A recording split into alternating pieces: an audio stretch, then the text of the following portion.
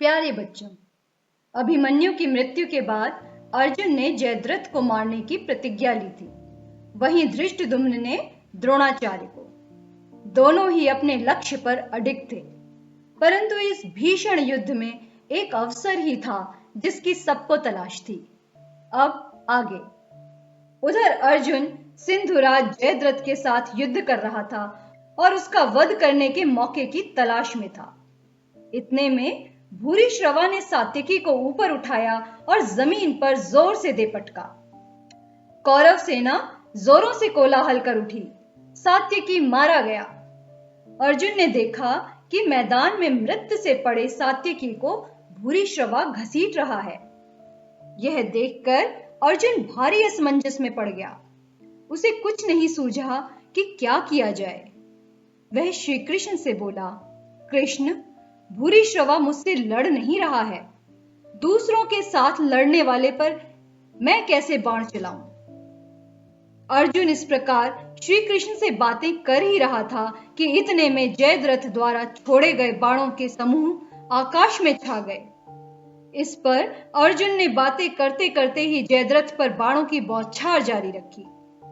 ज्यों ही अर्जुन ने सात्यकी की ओर मुड़कर देखा तो पाया कि सात्यकी जमीन पर पड़ा हुआ था और भूरिश्रवा उसके शरीर को एक पांव से दबाकर और दाहिने हाथ में तलवार लेकर उस पर वार करने को उद्यत ही था।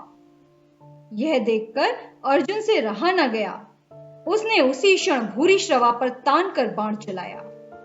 बाण लगते ही भूरिश्रवा का दाहिना हाथ कटकर तलवार समेत दूर जमीन पर जा गिरा। अपना हाथ कट जाने पर जब भूरिश्रवा ने कृष्ण की निंदा की तो अर्जुन बोला, वृद्ध भूरिश्रवा, तुमने मेरे प्रिय मित्र सात्यकी का वध करने की कोशिश की है, और वह भी उस समय जबकि वह घायल और अचेत सा होकर जमीन पर निःशस्त्र पड़ा हुआ था। उस अवस्था में तुमने उसे तलवार से मारना चाहा, जिसके हथियार टूट चुके थे, कवच नष्ट हो चुका था और जो इतना थका हुआ था कि जिसके लिए खड़ा रहना भी दूभर था। ऐसे मेरे कोमल बालक अभिमन्यु का वध होने पर तुम सभी लोगों ने विजयोत्सव मनाया था।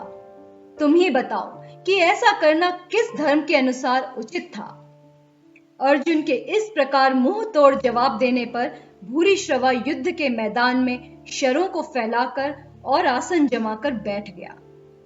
उसने वहीं आमरण अनशन शुरू कर दिया। यह सब देखकर अर्जुन बोला, वीरों, तुम सब मेरी प्रतिज्ञा जानते हो। मेरे बाणों की पहुंच तक अपने किसी भी मित्र या साथी का शत्रु के हाथों वध न होने देने का प्रण मैंने कर रखा है। इसीलिए सात्यकी की रक्षा करना मेरा धर्म था। अर्जुन की ये बातें सुनकर भूरिश्रवा ने भी शांति से सिर नवाया और जमीन पर टेक दिया। इन बातों में कोई 2 घड़ी का समय बीत गया था। सब लोगों के मना करते हुए भी सात्यकी ने भूरिश्रवा का सिर धड़ से अलग कर दिया। सात्यकी के कार्य को सबने निकृष्ट कहकर धिक्कारा। लड़ाई के मैदान में जिस ढंग से भूरिश्रवा का वध हुआ था, उसे किसी ने भी उचित नहीं माना। कौरव सेना को तितर बितर करता हुआ अर्जुन जयद्रथ के पास आखिर पहुंच ही गया, परंतु जयद्रथ भी कोई साधारण वीर नहीं था। वह सुविख्यात योद्धा था। वह डटकर लड़ने लगा। उसे हराना अर्जुन के लिए भी सुगम न था। बड़ी देर तक युद्ध होता रहा। दोनों पक्षों के वीर सूर्य की ओर बार बार देखने लगे। धीरे धीरे पश्चिम में लालिमा छाने लगी और सूर्यास्त का समय भी नजदीक आने लगा, परंतु जयद्रथ और अर्जुन का युद्ध समाप्त होने के कोई लक्षण नजर नहीं आते थे। यह देखकर दुर्योधन के मन में आनंद की लहर उठने लगी। उसने सोचा कि अब जरा सी देर और है। जयद्रथ तो बच ही गया और अर्जुन की प्रतिज्ञा विफल हुई सी है। जयद्रथ ने भी पश्चिम की ओर देखते हुए मन में कहा, चलो प्राण बचे। इसी बीच श्री कृष्ण ने अर्जुन से कहा, अर्जुन, जयद्रथ सूर्य की तरफ देखने में लगा है और मन में समझ रहा है कि सूर्य डूब गया, परंतु अभी तो सूर्य डूबा नहीं है। अपनी प्रतिज्ञा पूरी करने का तुम्हारे लिए यही अवसर है। श्री कृष्ण के ये वचन अर्जुन के कान में पड़े ही थे कि अर्जुन के गांडीव से एक तेज बाण छूटा और जयद्रथ के सिर को उड़ा ले गया। श्री कृष्ण ने समय पर ही एक चेतावनी अर्जुन को दे दी थी कि जयद्रथ के सिर को जमीन पर नहीं गिरने देना है। अर्जुन ने ऐसा ही किया। जयद्रथ के पिता राजा वृद्धशत्र अपने आश्रम में बैठे संध्या वंदन कर रहे थे कि इतने में जयद्रथ का सिर ध्यान मग्न राजा की गोद में जा गिरा। ध्यान समाप्त होने पर जब वृद्ध क्षत्र की आंखें खुली और वे उठे तो जयद्रथ का सिर उनकी गोद से जमीन पर गिर पड़ा और उसी क्षण बूढ़े वृद्ध क्षत्र के सिर के भी 100 टुकड़े हो गए। जब युधिष्ठिर ने जान लिया कि अर्जुन के हाथों जयद्रथ का वध हो गया है तो उन सब के आनंद की सीमा न रही। इसके बाद तो युधिष्ठिर दूने उत्साह के साथ सारी पांडव सेना को लेकर आचार्य द्रोण पर टूट पड़े। 14वें दिन का युद्ध केवल सूर्यास्त तक ही नहीं हुआ बल्कि रात को भी होता रहा। घटोत्कच भीमसेन का हिडिंबा से उत्पन्न पुत्र था। कर्ण और घटोत्कच में उस रात बड़ा भयानक युद्ध हुआ।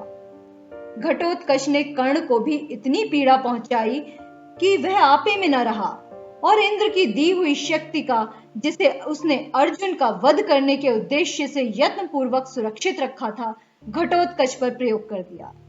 इससे अर्जुन का संकट तो टल गया, परंतु भीमसेन का प्रिय एवं वीर पुत्र घटोत्कच मारा गया।